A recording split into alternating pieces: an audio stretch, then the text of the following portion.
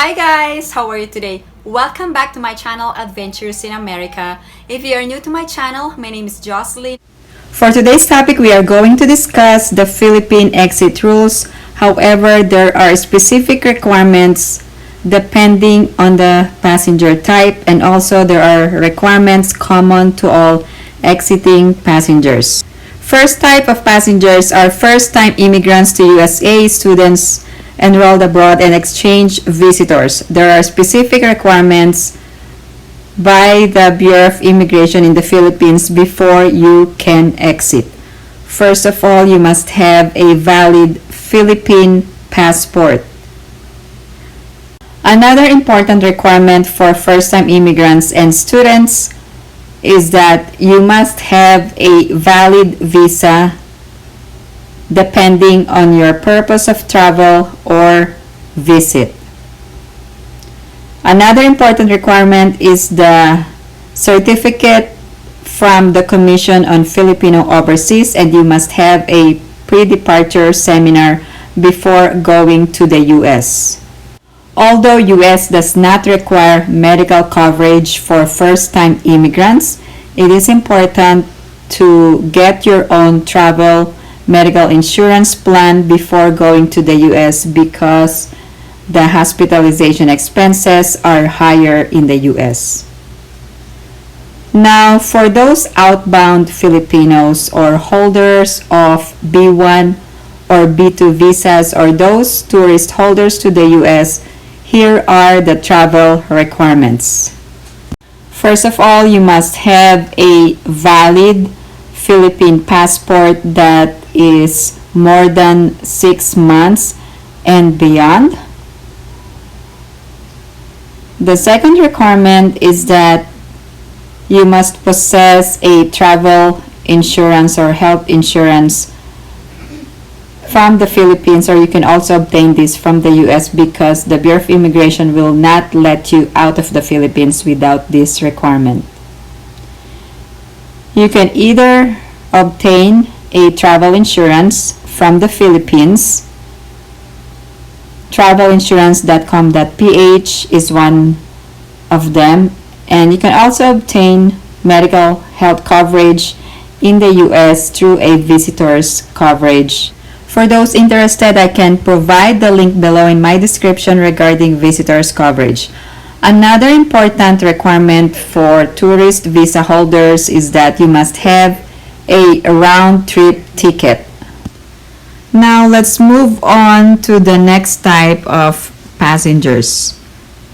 Dual citizens, former Filipinos, or native US citizens. For US passport holders, you do not need to pay Philippine travel tax when leaving the country. In addition, dual citizens, former Filipinos, and US citizens do not need a travel pass from the Bureau of Immigration. Now, let's talk about who really needs a travel pass. There are only specific foreign nationals whose visas are issued by the Philippine Immigration and some of the visa issuing agencies. Visa issuing agencies where a travel pass may be secured are those visas issued by the DOJ, Bureau of Immigration, or Board of Investments. Now, let's talk about the Philippine Travel Tax, how much it costs to pay for this travel tax. Now, the Philippine Travel Tax is a levy imposed by the Philippine government on individuals who are leaving the Philippines irrespective of the place where the air ticket is issued. Now, how much is the Philippine Travel Tax?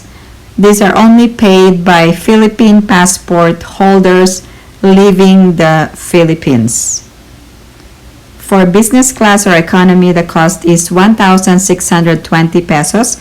The reduced travel tax is 810 pesos. The privilege reduced travel tax for dependents of OFWs, the cost is 300 pesos.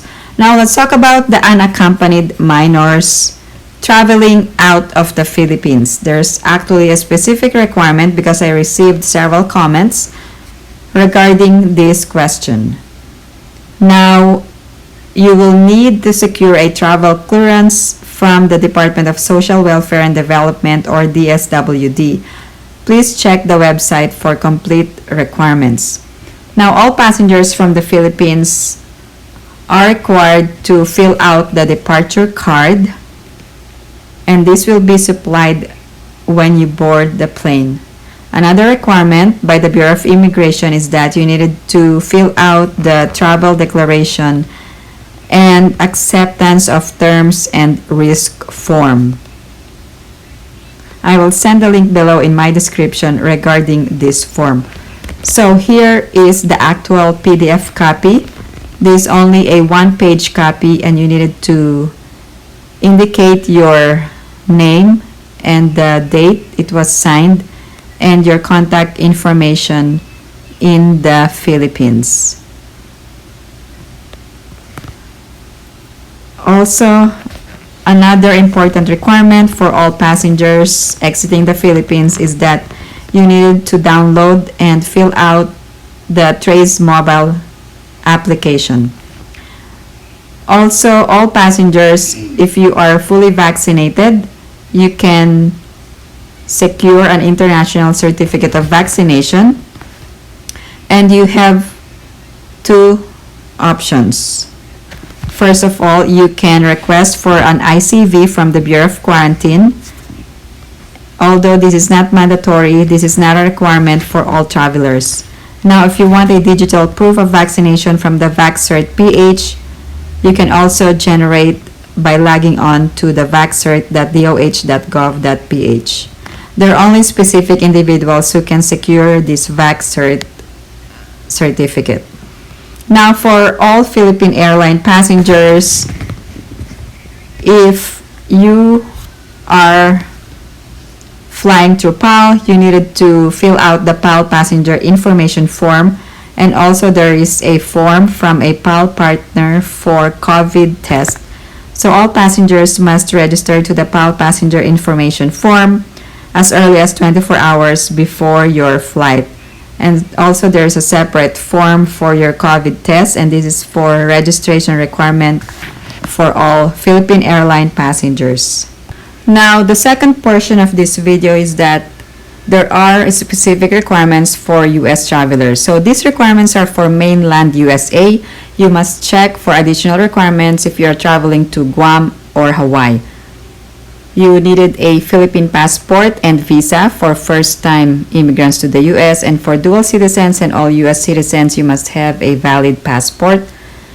And you must fill out the customs declaration from the airline. And this is for all U.S. passengers. In addition, there is a requirement from the Centers for Disease Control and Prevention. The attestation form must be filled out as well. This is the latest version of the CDC attestation form, and this must be secured and filled out upon arrival to the U.S. So all passengers must secure and fill out this form. I'm just showing to you the 3 pages of this form.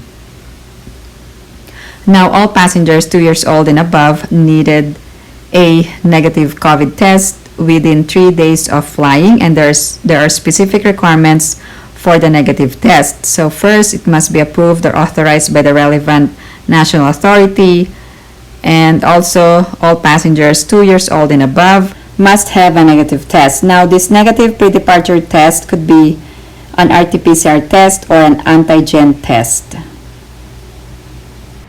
Here are the specific requirements. The test result must confirm the personal identifiers, and the specimen must be collected within 3 days prior to flight's departure, and the test must be a viral test, and the test result must be negative.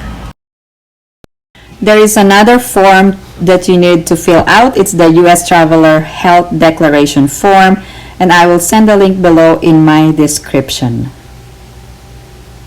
For those who are interested in knowing what items are allowed or prohibited, please check the website of the TSA or Transportation Security Administration for the list of items. You can also use the TSA PreCheck, and you can use this for an easier screening process, I will also send the link below in my description for those who are interested. Now, please remember there will be a new travel system starting November 8th. Please bring your proof of vaccination if you are traveling on or after November 8th. US will accept paper or digital. Or comments, please post them down below and I will get back to you as soon as I can. Thank you guys for tuning into my channel. And if you haven't liked this video, please give it a big thumbs up. And if you haven't subscribed to my channel, please subscribe and hit that notification bell. I always welcome new subscribers. Thank you guys for tuning into my channel. I hope everyone is staying safe and have a great day.